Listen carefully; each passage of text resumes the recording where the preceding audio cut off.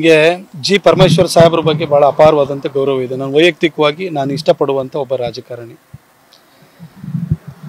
December 20ನೇ ತಾರೀಕು illegal ಆಗಿ ಮರ ಕಡಿದಿದ್ದಾರೆ ಅಂತ ಹೇಳಿ ಒಂದು FIR ಆಗುತ್ತೆ. A1 Rakesh Shetty, A2 accused number 2 Jayamma, owner ಕಡ್ದವರು ಅಂತ. ಇನ್ನೊಂದು ಇತರರು ಅಂತ ಹಾಕಿದ್ರು. ಅಲ್ಲಿ ಅಬ್ಸ್ಕ್ಯಾಂಡ್ ಆಗಿರೋ ಮರ ಕಡ್ದಿರೋನೊಬ್ಬ ರವಿ ಅಂತ ಅಬ್ಸ್ಕ್ಯಾಂಡ್ ಆಗಿದ್ದ. 24ನೇ ತಾರೀಕುವರೆಗೂ 16ರಿಂದ 24ನೇ ತಾರೀಕುವರೆಗೂ ಇದ್ರ ಬಗ್ಗೆ ಇಲಾಖೆ ತನಿಖೆ ಮಾಡ್ತಾ ಇತ್ತು. 24ನೇ ತಾರೀಕು ನಾನು ಬಂದು ಕೆಲವು ವಿಚಾರಗಳ ಬಗ್ಗೆ ಹೇಳಿಕೆ ಕೊಟ್ಟೆ. ಅವತ್ತು ನಾನು ಹೇಳಿಕೆ ಕೊಟ್ಟು 2 ಗಂಟೆಯಲ್ಲಿ ಕರ್ನಾಟಕ ಕಾಂಗ್ರೆಸ್ನ ಟ್ವಿಟರ್ ಮತ್ತು ಫೇಸ್ಬುಕ್ ಅಕೌಂಟಲ್ಲಿ ಪ್ರತಾಪ್ ಸಿಂಹನ ತಮ್ಮ ಮರಗಳ್ಳ, ಇವನು ನಾಡಕಳ್ಳ ಅಂತೇಳಿ ಟ್ವೀಟ್ ಹಾಕ್ತಾರೆ, ಪೋಸ್ಟಿಂಗ್ ಮಾಡ್ತಾರೆ. ಯಾರು ಇಲ್ಲಿ ತಂದಿದ್ದು ಇದನ್ನು? ರಾಜಕಾರಣ ಮಾಡಿದ್ಯಾರು? ಕಾಂಗ್ರೆಸ್ನವರು. ಆಯಿತು, ಆ FIR ಅಲ್ಲಿ ಎಲ್ಲಾದ್ರೂ ನನ್ನ ತಮ್ಮ ಇದ್ದಾನ? ನನ್ನ ತಮ್ಮಗೂ ಆ ಜಮೀನಿಗೆ ಏನಾದ್ರು ಸಂಬಂಧ ಇದೆಯಾ? ರಾಜಕಾರಣ ಮಾಡಿದ ಕಾಂಗ್ರೆಸ್ ಅವರು.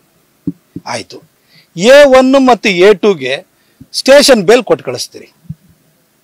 ನನ್ನ ತಮ್ಮನ್ನು ಕೂಡ ನೀವು ಇದೆಲ್ಲ ಭಾಳ ರಾಜಕಾರಣನ, ನೀವೇ ರಾಜಕಾರಣನ ನಿಮ್ಮ ಕಾಂಗ್ರೆಸ್ ಸೋಷಿಯಲ್ ಮೀಡಿಯಾದವ್ರು ಕೊಟ್ಟು, ಆನಂತರ ನನ್ನ ತಮ್ಮನ ಅದಕ್ಕೆ ಎಳತ್ತಂದು ನನ್ನ ತಮ್ಮನ ಹತ್ರ 28ನೇ ತಾರೀಕು ಸ್ಟೇಟ್ಮೆಂಟ್ ತೊಗೋತೀರಿ. ಸ್ಟೇಟ್ಮೆಂಟ್ ಕೊಟ್ಟು ನನ್ನ ತಮ್ಮ ಬೆಂಗಳೂರಿಗೆ ಹೋಗಿದ್ದಾನೆ.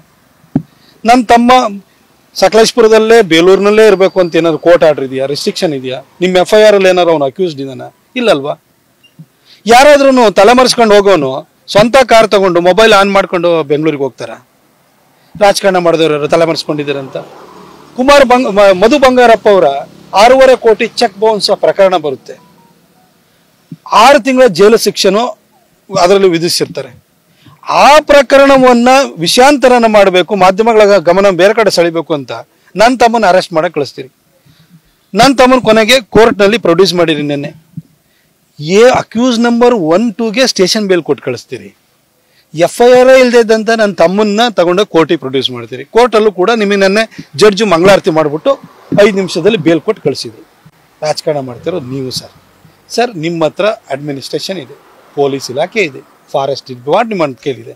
ಯಾರು ಮರ ಕಡ್ದಿದ್ದಾರೆ ಅದನ್ನ ಹೇಳಿ ಸರ್. ನಿಮ್ಮ ಸೋಷಿಯಲ್ ಮೀಡಿಯಾದಲ್ಲಿ ನೆನ್ನೆನೂ ಕೂಡ ಮತ್ತೆ ನನ್ನ ಬಗ್ಗೆ ವಿನಾಕಾರಣವಾಗಿ ಆರೋಪ ಮಾಡ್ತಾರೆ. ಮರ ಕಡ್ದಿದ್ದಾರೆ 126 ಮರ ಕಡ್ದಿರೋರು ಯಾರು ಅಂತ ಹೋಗಿ ಹುಡುಕಿ ಸರ್, ಪರವಾಗಿಲ್ಲ. ನಿಮ್ದೆಲ್ಲ ಫೋರ್ಸ್ನಲ್ಲಿ ಬಿಟ್ಬಿಡಿ. ಇದ್ರ ಬಗ್ಗೆ ನೀವು ಮಾತಾಡಿದ್ದು, ರಾಜಕಾರಣ ಮಾಡಿದ್ದು, ನನ್ನನ್ನು ಹೇಳ್ತರ್ತಿರೋರು ನೀವು. ಆಯ್ತು, ನನ್ನ ತಮ್ಮಗೂ ಇದಕ್ಕೆ ಸಂಬಂಧನೇ ಇಲ್ಲದೆ ಇದ್ದಿದ್ದು ವಿಚಾರಕ್ಕೆ ನಾವು ಯಾಕೆ ಹೇಳ್ತರ್ತಾ ಇದ್ದೀರಿ? ರಾಜಕಾರಣ ಮಾಡ್ತಿರೋರು ಯಾರು? ಸಿದ್ದರಾಮಯ್ಯನವರಿಗೆ ಬಹಳ ಸ್ಪಷ್ಟವಾಗಿ ಗೊತ್ತಿದೆ. 2024ರಲ್ಲಿ ನಡೆಯುವಂತಹ ಲೋಕಸಭೆ ಚುನಾವಣೆಯಲ್ಲಿ ಕೊಡಗು ಮತ್ತು ಮೈಸೂರಿಂದ ಅವರ ಅಭ್ಯರ್ಥಿನ ಗೆಲ್ಸ್ಕೊಳಕ್ಕಾಗಲ್ಲ, ಅವ್ರ ಮಗನ ಗೆಲ್ಸ್ಕೊಳಕ್ಕಾಗಲ್ಲ ಅಂತ ಅವ್ರಿಗೆ ಗೊತ್ತಾಗಿದೆ. ಪ್ರತಾಪ್ ಸಿಂಹನ್ನ ಟಿಕೆಟ್ ತಪ್ಪಿಸ್ಬೇಕು, ಅವನು ಮುಗಿಸ್ಬೇಕು ರಾಜಕೀಯವಾಗಿ, ಇಲ್ಲ ಅಂದರೆ ಅವನು ಎದುರುಗಡೆ ತನ್ನ ಮಗನ ಗೆಲ್ಲಿಸ್ಕೊಳಕ್ಕಾಗಲ್ಲ ಅಂತ ಅವ್ರಿಗೆ ಗೊತ್ತು. ಹಾಗಾಗಿ ನನ್ನ ಕುಟುಂಬ, ನನ್ನನ್ನು ಪ್ರತಿಯೊಬ್ಬರನ್ನು ಟಾರ್ಗೆಟ್ ಮಾಡ್ತಾರೆ. ಏನೇನು ಪ್ರಕರಣಕ್ಕೆ ಅವರು ವಕ್ತಾರರ ಹತ್ರ ದಿನಾ ಬಯಸ್ತಾನೆ ಇರ್ತಾರೆ. ರಾಜಕಾರಣ ಮಾಡ್ತಿರೋರು. ಪರಮೇಶ್ವರ್ ಸಾಹೇಬ್ರೆ, ನಿಮ್ಮ ಬಗ್ಗೆ ಭಾಳ ಗೌರವ ಇದೆ ಸರ್. ನನಗೆ ವೈಯಕ್ತಿಕವಾಗಿ ನಾನು ಪ್ರೀತಿಸುವಂಥ, ಗೌರವಿಸುವಂಥ ವ್ಯಕ್ತಿ. ರಾಜಕಾರಣ ನಾನು ಮಾಡಿಲ್ಲ ಸರ್. ನಿಮಗೆ ಟ್ವಿಟರು ಫೇಸ್ಬುಕ್ ಏನಾದ್ರು ಗೊತ್ತಿದ್ರೆ ದಯವಿಟ್ಟು ಹೋಗಿ ಟೈಮ್ ಲೈನನ್ನು ತೆಗೆದು ನೋಡಿ. ಯಾರು 24ನೇ ತಾರೀಕು ಟ್ವೀಟ್ ಹಾಕಿರೋರು, ಫೇಸ್ಬುಕ್ ಪೋಸ್ಟಿಂಗ್ ಮಾಡಿರೋರು, ಇನ್ನೂ ಕೂಡ ನಿಲ್ಲಿಸ್ದಲೇ ನನ್ನನ್ನು ಬೈತಾ ಇರೋರು ಯಾರು ಅಂತ ನಿಮಗೆ ಗೊತ್ತಾಗುತ್ತೆ ಸರ್. ಇದನ್ನು ಅರ್ಥಕೊಂಬಿಟ್ಟು ನೀವು ಮಾತಾಡಿ.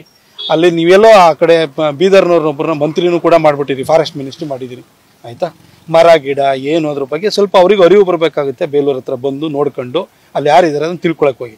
ಒಂದು ವೇಳೆ ನನ್ನ ತಮ್ಮ ತಪ್ಪಿಸ್ತಾಗಿದ್ರೆ ಫಾರೆಸ್ಟ್ ಡಿಪಾರ್ಟ್ಮೆಂಟ್ ಅವ್ರು 4 ಜನ ಅಧಿಕಾರಿಗಳನ್ನ ಯಾಕೆ ಸಸ್ಪೆಂಡ್ ಮಾಡ್ತಿದ್ರು?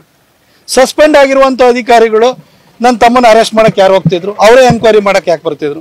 ಸರ್, ಇದ್ರ ಹಿಂದೆ ಸಂಪೂರ್ಣವಾಗಿ ದುರುದ್ದೇಶಪೂರಿತ ರಾಜಕಾರಣ ಇದೆ.